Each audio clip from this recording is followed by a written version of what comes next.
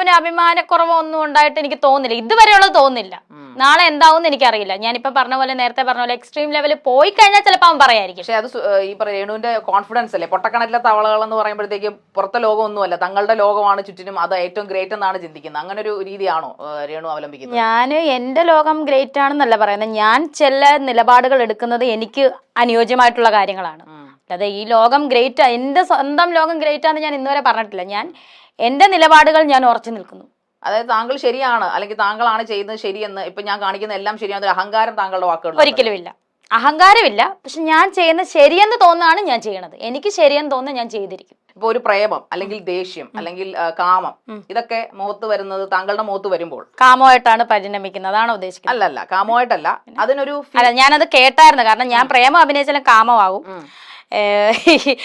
സങ്കടം അഭിനയിച്ചാലും അത് കാമമാകും, എന്നാ കാണിച്ചാലും അത് കാമമാകും എന്നാണ് ഞാൻ കേട്ടുള്ളത്. കാരണം എനിക്കിങ്ങനെ കമന്റ് കണ്ടിട്ടുണ്ട് ഞാൻ. അതുപോലെ ഒരു വിഷു ഫോട്ടോഷൂട്ട്, ഇപ്പൊ പറഞ്ഞുകൊണ്ട് പറയാം, വിഷു ഫോട്ടോഷൂട്ടിന് കൃഷ്ണനെ ചേർത്ത് പിടിക്കാൻ പറഞ്ഞു. ഞാൻ നോക്കി, അപ്പൊ അതിനകത്ത് പറയുന്ന കൃഷ്ണനോടുള്ള പ്രണയമല്ല, അവൾ എന്താ കൃഷ്ണനോടുള്ള അതാ എനിക്ക് പറയാൻ പോലും പറ്റത്തില്ല, കാരണം ദൈവമാണ്. സോ അതാണ് ഞാൻ പറഞ്ഞത് കേട്ടോ. ഞാൻ ആ പോയിന്റിലേക്കാണ് ചോദിക്കുന്നത്. അപ്പോൾ താങ്കൾ എക്സ്പ്രഷൻ ഇടുമ്പോൾ, അതായത് ക്യാമറയുടെ മുമ്പിലാണല്ലോ എക്സ്പ്രഷൻ ഇടുന്നത്, ഇടയ്ക്കിടയ്ക്ക് താങ്കൾ അലമാരയുടെ മുമ്പിൽ, കണ്ണാടി മുമ്പിൽ എക്സ്പ്രഷൻ നോക്കുമ്പോൾ താങ്കൾക്ക് സ്വയം ഒന്ന് വിലയിരുത്താൻ പറ്റത്തില്ല? ഞാൻ ഉദ്ദേശിക്കുന്ന നടി എന്ന നിലയിൽ, അല്ലെങ്കിൽ ഇനി അപ്കമിങ് വരുന്ന ഒരു ഫ്യൂച്ചറിസ്റ്റിക് ഉള്ള ഒരു ഫ്യൂച്ചറുള്ള നടി എന്ന നിലയിൽ താങ്കൾ അങ്ങനെ ചിന്തിച്ചാൽ വളരെ നല്ലതായിരിക്കുമെന്ന് തോന്നുന്നു. കാരണം എന്ന് വെച്ചാൽ താങ്കളുടെ ഞാനത് സ്വീകരിക്കുന്നു. ഓക്കെ, സ്വീകരിച്ചിരിക്കുന്നു. ഓക്കെ, അപ്പോ കൂടുതലും താങ്കളുടെ എക്സ്പ്രഷനെയാണ് ആൾക്കാർ കളിയാക്കുന്നത്, താങ്കളുടെ വേഷവിധാനത്തെക്കാൾ കൂടുതൽ താങ്കളുടെ എക്സ്പ്രഷൻസിനെയാണ്. കാരണം കഴിഞ്ഞ ദിവസം ലൈവിൽ വന്നിരുന്ന താങ്കൾ, നീ ധൈര്യം ഉണ്ടെങ്കിൽ തള്ളച്ചി അതാണോ? തള്ളച്ചിയല്ല, എന്തോ ദിനോസറിന്റെ മുഖം പോലെയാണെന്നോ, ദിനോസറിനുണ്ടായ കുട്ടിയെന്നോ ഒക്കെ വിളിച്ച് പർട്ടിക്കുലർ കമന്റ് ഒക്കെ പറഞ്ഞ ആൾക്കാർ വിളിക്കുന്നുണ്ടല്ലോ, വിളിക്കുന്നുണ്ട് താങ്കളെ. പക്ഷെ ഇന്റർവ്യൂല്, കഴിഞ്ഞ കുറച്ച് നാളുകളെ കൊടുത്ത ഇന്റർവ്യൂല് താങ്കൾ കുഴപ്പമില്ല, സോഷ്യൽ മീഡിയ ആൾക്കാർ എന്നെ വിറ്റ് ജീവിച്ചോട്ടെ, കുറെ അധികം കണ്ടന്റ് ക്രിയേറ്റേഴ്സ് താങ്കളെ വിറ്റ് ജീവിക്കുന്നുണ്ട്, അത് ഉള്ളത് തന്നെ. അപ്പൊ അങ്ങനെ വളരെ തന്മയത്വത്തോടു കൂടിയുള്ള സമാധാനപരമായി പറഞ്ഞിട്ട് ലൈവിൽ രേണു സുധിയുടെ ഒറിജിനൽ മുഖം കാണിച്ചല്ലോ. എന്റെ ലൈവായിരുന്നു അത്. എന്റെ ലൈവ് ഞാൻ എന്റെ അടുത്ത് നേരിട്ടാണ് കമന്റ് വരുന്നത്, ഞാൻ തിരിച്ച് റിപ്ലൈ കൊടുക്കും, ഇനിയും കൊടുക്കും. അപ്പൊ രണ്ട് മുഖമുണ്ട്. കാരണം ഇന്റർവ്യൂല് ഞാൻ കാണുന്നില്ല ഇവര് കമന്റ് അടിക്കും. ഇത് എന്റെ ലൈവാണ്, എന്റെ ഇൻസ്റ്റാഗ്രാമിൽ ലൈവ് വന്ന് എന്നെ പച്ചക്ക് തെറി നേരിട്ടാണ് വിളിക്കുന്നത്. എനിക്ക് വേണേ ആ തെറി തിരിച്ച് റിപ്പീറ്റ് ചെയ്യാം, അറിയാഞ്ഞിട്ടൊന്നും അല്ല, ഞാൻ പറയത്തില്ല. അങ്ങനെ തെറി പറയേണ്ട ആ ഒരു സംസ്കാരം എനിക്ക്, തെറിയല്ല ഞാൻ പറയുന്നത്, തിരിച്ച് ചീത്തയെന്ന് ഞങ്ങളുടെ നാട്ടിൽ തെറി ചീത്ത എന്നൊക്കെ പറഞ്ഞ വേറെ സാധനങ്ങളാണ്. അവരെന്നെ ഇങ്ങോട്ട് വിളിക്കുന്ന സാധനങ്ങളാണ് ഞാൻ അങ്ങോട്ട് വിളിച്ച അത് തെറി ചീത്ത. എടി പോടി, എന്നെ അമ്മച്ചി, പോടി തള്ളച്ചി എന്നൊക്കെ വിളിക്കുന്നത് ഞങ്ങളുടെ നാട്ടിൽ തെറിയേ അല്ല. അപ്പൊ എന്തിനാണ് താങ്കൾ ലൈവിൽ വന്നത്? ഈ തെറി കേൾക്കാനായിരുന്നില്ലേ? തെറി കേൾക്കണോന്ന് പറഞ്ഞ് വന്നതല്ല, ഞാൻ എല്ലാവരെയൊക്കെ ഒന്ന് കണ്ട് സംസാരിക്കാൻ, കുറച്ച് സിനിമ വിശേഷം കാര്യങ്ങളൊക്കെ പറയാൻ വേണ്ടി വന്നതാണ്. താങ്കൾ പ്രതീക്ഷിച്ചിരുന്നില്ലേ തെറി കേൾക്കുമെന്ന്? ഇല്ല, ലൈവില് ഞാൻ തെറി കേൾക്കുമെന്ന് എനിക്ക് അറിയത്തില്ലായിരുന്നു. ഓ, അത് ശരി. ബാക്കി കമന്റ്സിലൊക്കെ തെറി കേൾക്കുമെന്ന് അറിയായിരുന്നു. അപ്പൊ മനസ്സിലായോ ആൾക്കാരുടെ പൾസ്? ഇപ്പൊ നന്നായിട്ട് മനസ്സിലായി ആൾക്കാർ ഉദ്ദേശിച്ചു. ഇപ്പൊ നേരിട്ട് ഇപ്പൊ സൊസൈറ്റിയിൽ ഇറങ്ങാൻ പേടിയുണ്ടോ? ആരെയും പേടിയില്ല, ഒരു മനുഷ്യനെയും പേടിയില്ല. കമന്റുകളും കൂക്കികളും ഇന്ന് വരെ നേരിട്ട് ആരും എന്നെ നെഗറ്റീവ് കമന്റ് പറഞ്ഞില്ല. നേരിട്ട് കാണുന്നവര് നല്ലതാണല്ലോ, അയ്യോ ഇങ്ങനെ എന്തിനാ ബോഡി ഷേപ്പ് വരുന്നത്, ഈ കുട്ടിയെ കാണാൻ നല്ലതായിരുന്നല്ലോ, സോറി കേട്ടോ, ഞങ്ങളൊക്കെ ചിന്തിച്ച വേറെ ഒരുപാട് പേര് പറഞ്ഞിട്ടുണ്ട്. നേരിട്ട് എന്നെ ആരും ഒന്നും പറഞ്ഞിട്ടില്ല. നീ നിന്റെ ഇഷ്ടത്തിന് ജീവിക്കുക, പിള്ളേരെ വളർത്തുക, ഒരുപാട് പേര് പറഞ്ഞിട്ടുണ്ട്. നേരിട്ട് ആരും എന്നെ നെഗറ്റീവ് നേരിട്ട് പറഞ്ഞിട്ടില്ല ഇന്ന് വരെ.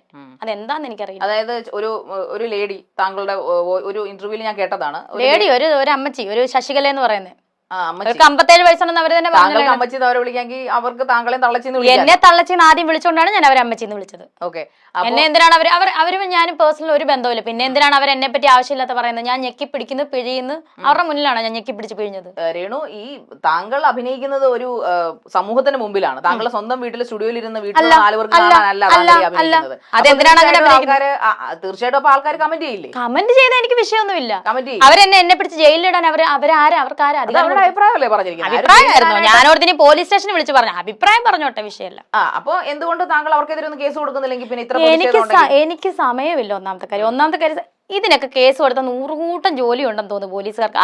കൊടുത്തില്ല കേസ്, പിന്നെ രേണുവിന് കൊടുക്കാലോ. ആ ഹണി റോസിനെ പോലുള്ള ആളല്ലല്ലോ ഞാൻ. അവര് വലിയ നടിമാരാണ്, ഞാൻ ഒരു സാധാരണക്കാരിയാണ്. പക്ഷെ പറയുമ്പോഴും അഭിനയിക്കുമ്പോഴും ഇപ്പോഴും സംസാരിക്കുമ്പോഴും അതിലൊരു അഹങ്കാരം നെളിക്കുന്നുള്ളൂ. എനിക്കറിയില്ല, ഞാൻ സാധാരണക്കാരി തന്നെ. ഞാൻ പഴയ രേണു, പക്ഷെ എനിക്ക് വേണ്ടി സംസാരിക്കാൻ ഞാൻ മാത്രമേ ഉള്ളൂ.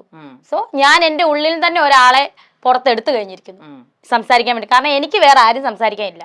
പഴയ രേണുസുതി പോലെ കരഞ്ഞോണ്ടിരുന്നിട്ട് ഒരു കാര്യമില്ല. പണ്ട് രേണുസുതി കരയുമായിരുന്നോ? കരയുമായിരുന്നു. സൂചേട്ടൻ മരിച്ച സമയത്ത് കരയുമായിരുന്നല്ലോ, നന്നായിട്ട് കരയായിരുന്നു. ആരും കാണാതെയൊക്കെ കരയായിരുന്നു, അല്ലാതെയും കരയുമായിരുന്നു. ആ സമയത്ത് അന്നും ഒരു അലിഗേഷൻ കേട്ടിരുന്നു, രേണുസുതി സുധിച്ചേട്ടൻ മരിച്ചു കിടക്കുമ്പോൾ കരയുമ്പോഴും ക്യാമറ നോക്കിക്കൊണ്ടാ കരഞ്ഞത്. അതെനിക്കറിയത്തില്ല, ഞാൻ ആ സമയം ഓർക്കും. അന്നത്തെ ദിവസം ഞാൻ എന്നോട് ചോദിക്കരുത്, ഞാൻ ഓർക്കുന്നില്ല. നല്ലൊരു കിളി പോയ അവസ്ഥയായിരുന്നു. ഇനി ക്യാമറയെ നോക്കി കരഞ്ഞ ക്യാമറ അവിടെ വെച്ചൊന്നും എനിക്കറിയത്തില്ല. ഇടയ്ക്കിടയ്ക്ക് കരച്ചിൽ നിർത്തും, പിന്നീട് ക്യാമറയെ നോക്കിയാണ്. അത് വല്ല മാനസികമായിരുന്നായിരിക്കും ആ സമയത്ത്, എനിക്കറിയില്ല. ആ ദിവസത്തെ കുറിച്ച് എന്റെ കാര്യം എനിക്ക് നിങ്ങൾക്ക് ആർക്കും അല്ല, എനിക്ക് ഓർമ്മയില്ല കേട്ടോ. ആ ദിവസം ഒരു ഏതാണ്ട് ഒരു സംഭവം പോലെ എനിക്ക് ഓർമ്മ. സുചേട്ടനെ ആ ദിവസം ഞാൻ ഓർക്കുന്നില്ല. ഓക്കെ, അപ്പൊ ഇപ്പം സുധിച്ചേട്ടന്റെ മരണം ഒരു ട്രോമയായിരുന്നു എന്നാണ് താങ്കൾ പറഞ്ഞു വയ്ക്കുന്നത്? ട്രോമയായിരുന്നു. മരണത്തിന് ഡിപ്രഷൻ വരുമല്ലോ. ഒരു ഇത്രയും തലേന്ന് വരെ കൂടെ കിടന്നുറങ്ങിയ ആള് പിറ്റേ ദിവസം ഡെഡ് ബോഡി ആയിട്ട് മാറി, അല്ലെങ്കിൽ വിട്ടിട്ട് പോയെന്ന് പറയുമ്പോ ഏതൊരു ഭാര്യയുടെ കാര്യം എനിക്കറിയാം, എന്റെ കാര്യം എനിക്കറിയാം. അത്രമേൽ സ്നേഹിച്ച ഭർത്താവാണെങ്കിൽ, അല്ലെ അത്രമേൽ സ്നേഹിച്ച ഭാര്യയാണെങ്കിൽ വിട്ടിട്ട് പോകുമ്പോ ചിലപ്പോ ഒരു ഡിപ്രഷനൊക്കെ അന്നേരം വരും. ഓക്കെ, ഇപ്പം ഈ സുധിച്ചേട്ടനോടുള്ള ഭയങ്കര ഇഷ്ടം കൊണ്ടാണല്ലോ അദ്ദേഹത്തിന്റെ പെർഫ്യൂമും കാര്യങ്ങളും എല്ലാം വരുത്തിക്കുകയും ഇപ്പൊ ലക്ഷ്മി നക്ഷത്ര അതിന് സഹായിക്കുകയും കസ്റ്റമൈസ്ഡ് പെർഫ്യൂം കൊണ്ടുവരികയൊക്കെ ചെയ്തത്. അപ്പൊ ഇത്രമേൽ സ്നേഹമുള്ള ഭാര്യ എന്തുകൊണ്ടാണ് ഒരു സുപ്രസിദ്ധയിലേക്ക് പോകാതെ കുപ്രസിദ്ധി എന്ന രീതിയിലേക്ക് മാറിയത്? ഞാനല്ല കുപ്രസിദ്ധിയാക്കിയത്, നിങ്ങളൊക്കെ മീൻസ് പ്രേക്ഷകരല്ലേ, ചില പ്രേക്ഷകരാണല്ലോ എന്നെ കുപ്രസിദ്ധി. ഒരുപാട് പേര് ഷോർട്ട് ഫിലിംസിൽ അഭിനയിക്കുന്നുണ്ട്. ഒരുപാട് ഇപ്പൊ താങ്കൾ പറയും ഈ പറയുന്ന വിഡോ അല്ലെങ്കിൽ വിധവ, സുധിച്ചേട്ടന്റെ ഭാര്യ എന്നതിനപ്പുറം ആ ഒരു പോയിന്റ് അവിടെ മാറി നിന്നാലും ഒരു യുവതി എന്ന നിലയിൽ അല്ലെങ്കിൽ ഒരു വ്യക്തി എന്ന നിലയിൽ ഒരുപാട് ആൾക്കാർ രേണുസുതിയെ കൂടാതെ ഒരുപാട് ആൾക്കാർ ഷോർട്ട് ഫിലിംസിൽ പുതിയ ഷോർട്ട് ഫിലിംസിൽ അഭിനയിക്കുന്നുണ്ട്. ഒരുപാട് ഇപ്പൊ നമ്മുടെ ആറാട്ടാണ്, അലൻ ജോസ് പെരേര, അവരുടെയൊക്കെ നായികമാരായിട്ടൊക്കെ കുറെ പേരൊക്കെ അഭിനയിക്കുന്നു. അപ്പൊ അങ്ങനെ ഒരു ലെവലിലേക്ക് ഇപ്പൊ അലൻ ജോസ് പെരേര ആറാട്ടണനെയൊക്കെ അറിയാവോ? അലൻ ജോസ് ചേട്ടന്റെ കൂടെ ഒരു ഇത് ചെയ്യുന്നുണ്ട്, അടുത്ത ആഴ്ച അതിന്റെ ഷൂട്ടുണ്ട്. അത് ഡയറക്ടറാണ് വിളിച്ചത്. ഒരു വെബ് സീരീസ് ഉണ്ട്, അപ്പൊ അദ്ദേഹവും ഞാനും ഉണ്ടെന്ന് അറിഞ്ഞിരുന്നു. അദ്ദേഹം ഉണ്ട്, ഞാനും ഉണ്ടെന്ന്. അലൻ ജോസ് പെരേര വെറും ഒരു എന്താ പറയുന്നത്, ഈ പറയുന്ന കോമാളി പീസ് നമ്പർ 1 എന്ന നിലയിൽ എനിക്ക് അവരെ അറിയില്ല, സോഷ്യൽ മീഡിയ പറയുന്നത്. അപ്പൊ അദ്ദേഹത്തിന്റെ കൂടെ നായികയായിട്ട് കൂടെ വരും. നായികയായിട്ടല്ലെന്ന് തോന്നുന്നു, എനിക്കറിയില്ല. ഒരുമിച്ചുള്ള സീക്വൻസ് ഉണ്ടെന്ന് തോന്നുന്നു, അഭിനയിക്കുന്നുണ്ട്. കഴിഞ്ഞ ദിവസമാണ് ഡയറക്ടർ വിളിച്ചത്, അത് ഡേറ്റും ഫിക്സ് ചെയ്തു. ഒരു വെബ് സീരീസ് ആണ്, കുറെ പേരുണ്ട് അതിൽ അദ്ദേഹം ഉണ്ടെന്നാണ് ഞാൻ അറിഞ്ഞത്. ഓക്കെ, അപ്പൊ ഈ ആറാട്ടണ്ണൻ, അലൻ ജോസ് പെരേര ഒരു ടീം ആൺപിള്ളേരുടെ തന്നെ, അതായത് മെയിൽ ആയിട്ടുള്ള ആൾക്കാരെ ഇങ്ങനെ ഇത്രയും കോമാളികളായിട്ട് മലയാളം അല്ലെങ്കിൽ ഈ ഓൺലൈൻ മീഡിയ അല്ലെങ്കിൽ നമ്മുടെ മീഡിയ തന്നെ വാഴ്ത്തിയ ഒരു സമയം ഉണ്ടായിട്ടില്ല, വാഴ്ത്തിയ ഒരു ചരിത്രമില്ല, വേറെ ആരും അങ്ങനെ വന്നിട്ടില്ല. ആ കൂട്ടത്തിലേക്ക് ആകുകയാണോ രേണുസുതിയും കൂടെ? ആ കൂട്ടത്തിലേക്ക് ആക്കുകയാണോ എന്ന് വേണം ചോദിക്കാൻ. ഞാൻ ആകുന്നതല്ല, ആക്കുവാണേ ആകും, അത്രേ ഉള്ളൂ. ഇപ്പൊ ആറാട്ടണ്ണൻ ഒരു എക്സ്പ്രഷൻ ഉണ്ട്, ഏതൊരു നടിയെ കണ്ടിട്ടും ഏതൊരു സിനിമ കണ്ടിട്ടും പകുതി മുഖമൊക്കെ കാണിച്ച് മേളോട്ട് നോക്കി ഒരു കോമാളിയെ പോലെ ഇരുന്നുണ്ട് അങ്ങനെ എന്തെങ്കിലുമൊക്കെ ഇരുന്ന് പറയും, ഞാൻ അവളെ വിവാഹം കഴിക്കാൻ തയ്യാറാണ്. രേണുസുതിക്ക് ഓഫർ വല്ലതും വന്നിരുന്നു? വന്നില്ല. സാധാരണഗതിയിൽ അങ്ങനെ പുള്ളി ഓഫർ ഇടാറുണ്ട്, വന്നിട്ടില്ല.